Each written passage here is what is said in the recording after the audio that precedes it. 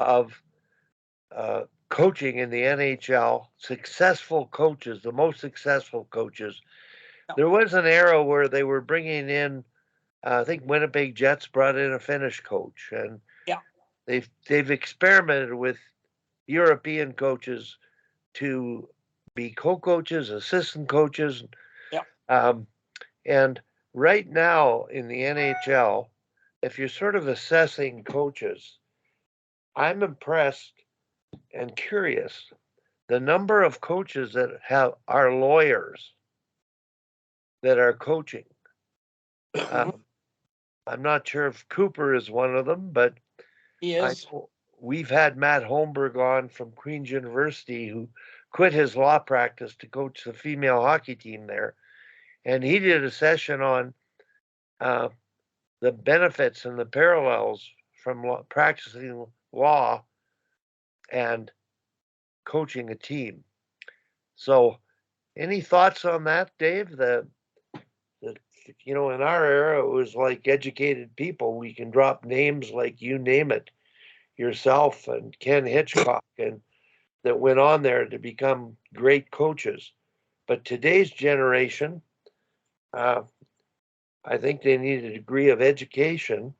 But I am curious about your thoughts about the importance of having legal experience for whatever that means. Being in a court case and Yeah. being able to draw from that to transfer it to coaching. That's interesting because there are a few guys. I guess I know Coop is a lawyer.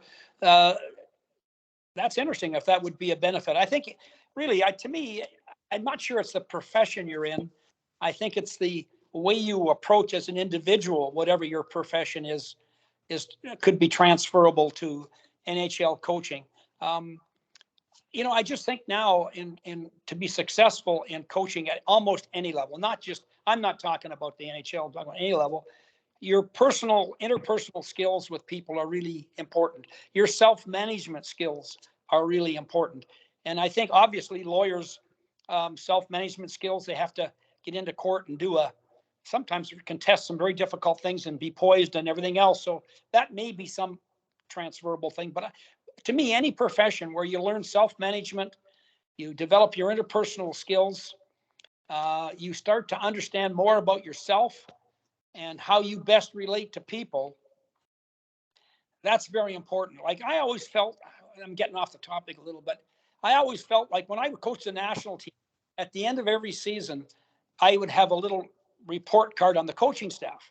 I'd ask the guys for feedback because we always wanted to do a better job. And what did you like? What didn't you like? Things like that. And it was very, very interesting. And I did that because I wanted to kind of get better. And I think, to me, that's our job, is to try to get better at what we're doing.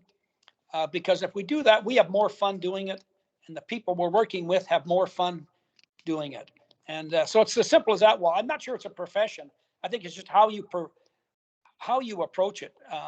There's a lot of very good teachers, obviously, that have been very successful in coaching because they do have a little advantage on somebody else because they understand growth and development. They understand, the psychological maturity within an individual. Those are benefits, but it still comes. I know a lot of guys that were teachers are bad coaches. So it just comes down to the individual, I